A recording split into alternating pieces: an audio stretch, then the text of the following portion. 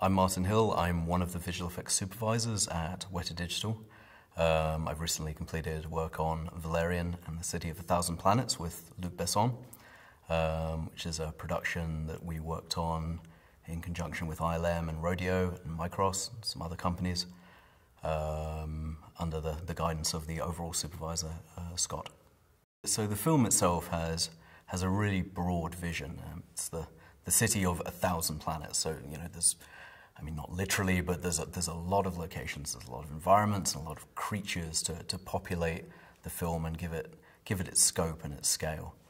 So it's really important for us to be able to create, you know, Luc's world and Luc's cinematic universe, making all these different environments and different creatures, but making sure it comes together as part of one, you know, holistic world.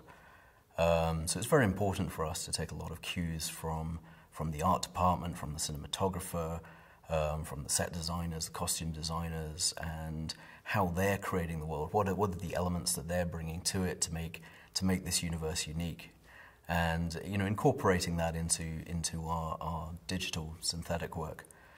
Particularly when it comes to, you know, full CG environments. You know, you can create, you know, wonderful, fantastical CG worlds, but they're not necessarily going to fit in with the universe. So it really helps us to pay a lot of attention to the nuances of the camera moves that Luc was using. Luc shoots most of his own cameras. I mean, anything that isn't basically on a steady cam is pretty much shot by him. So when we're getting into synthetic cameras, you know, we need to pay very close attention to how he shoots to be able to transfer and keep the cameras looking consistent with the rest of the film. And the same applies for lighting, you know, for cinematography.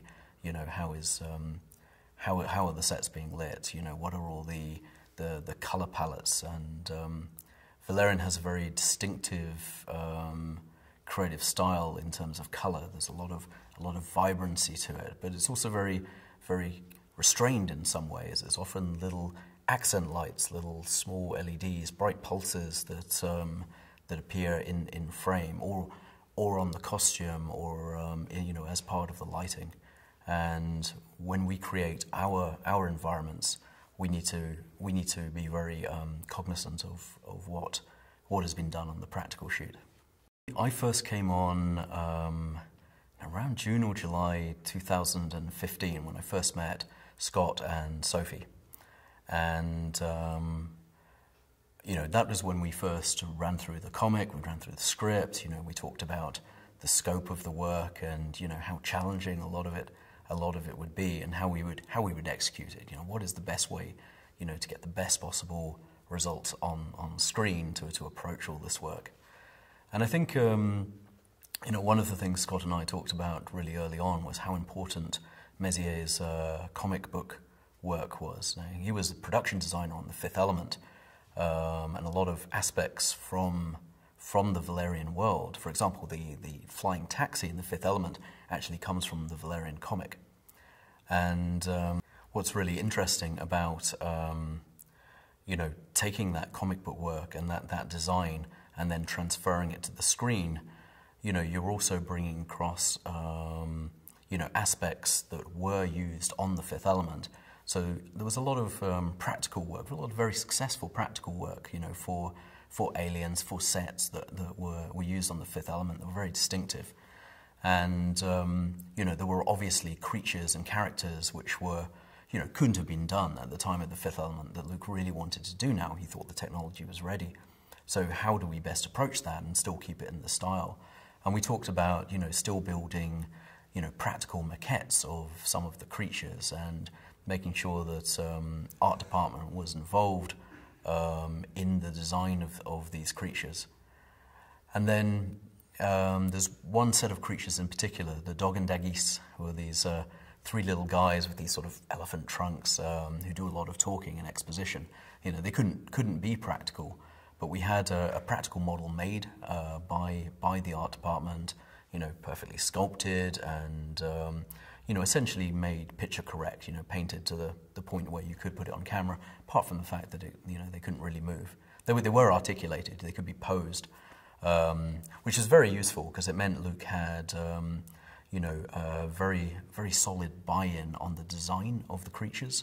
You know, he could pick them up and move them around and light them and experiment with them. And so, you know, he had a lot of buy-in on the design, which was terrific because when we made the digital versions, not only did they fit into the world of Valerian, you know, there was no real need to go into a long phase of iterative design work in CG for those particular characters.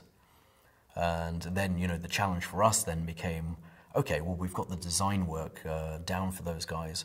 You know, how do we now make them move? How do we make them talk? How do, you know, all these, you know, quite complex and nuanced design challenges that we needed to do for the CG.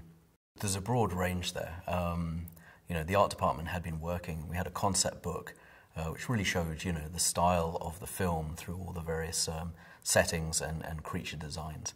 And, you know, when we went through them with Luc early on, you know, he'd be very, very clear about which ones it's like, you know, this is what I want. This is absolutely locked, and this is where we want to be. And other ones, he'd be like, you know, can you riff on this a little, and you know, gave us a little bit more creative freedom. And then some things, it was literally like, can you show me some things? Can you create something that's gonna work for the world? So we really had a broad range of design, and our art department at Weta Digital did a great job of you know, creating a lot of extra, you know, artwork that we would iterate with Luc's production art department and with Luc to be able to fill in all the gaps. I mean, the amount of artwork that was required for the scope was astronomical, and so you know, all the facilities, I think, helped build up the overall look. So Luc really understands visual effects. I mean, he's a very smart guy. He understands a lot of the processes, and he's very aware that we need to get, you know, certain bits of information. The most important thing for me, you know, being on set and getting that information is I don't get in the way of him, particularly when he's working with actors. I think one of the most important things for the success of, you know, any shot, any scene, is getting the performance right, and that performance comes from Luc and his relationship with the actors and how he's directing them.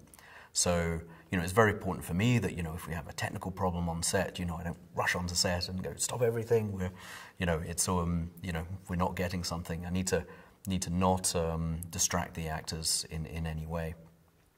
So working with Luc, you know, he's you know, very cognizant that we needed, particularly in mocap scenes and you know, blue screen work, you know, that we needed to take the time to, you know, light the blue screens properly, to get the, you know, the correct markers in, to make sure all the cameras are working for motion capture. And he was very, very good at sort of giving us the time to be able to do that. And, you know, to reciprocate that, you know, we tried to, you know, be as unobtrusive as possible when it came to you know, the actual shooting itself. So, you know, he could focus on getting the performance from the actors. For me, it all comes down to planning, you know, and planning before the shoot to make sure that you know you're capturing everything in camera, getting everything that you need. Actually, talking to Luc before the film and during shooting, you know, his sort of motto when was going into the film is it is all about planning. You know, you can see from his original boards to his student visualization, where he'd get a lot of students from his école de ciné and shoot scenes out just with his students. How close those are to the final cut is incredible. He has the movie in his head already made, and that makes for so much smoother a production. It means you can really, you know, there's nothing new or, well, obviously there are new and unexpected things being thrown at you, but they're at a much sort of smaller level than, you know, taking out whole scenes and putting new scenes back in.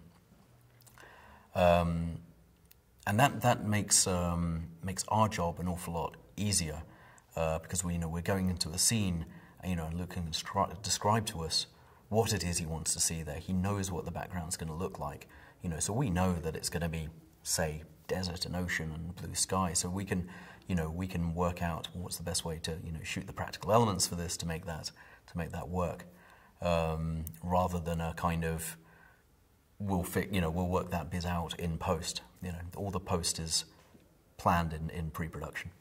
When I was a student, I mean, I was always a big fan of, you know, Luc Besson's work. You know, Subway, Nikita, Leon. The Big Blue was a big favourite of mine, still is. And actually coming onto the show, I was in a position where I'd just come off another very large show, and I was, shall we say, due a holiday, and basically nothing was going to stop me having that holiday until it was suggested that I work with Luc Besson on this film, and it was like,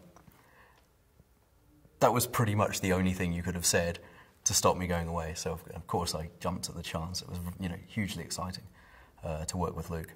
Luc has an amazing capacity. He's you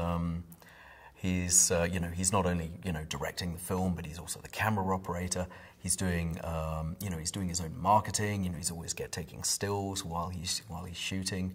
And, you know, it's an independent film. You know, he's also dealing with the investors of the film who are coming on stage and making time for them and making them welcome, and, you know, making sure that they're, you know, part of the process, you know, while filming, which is just an incredible amount of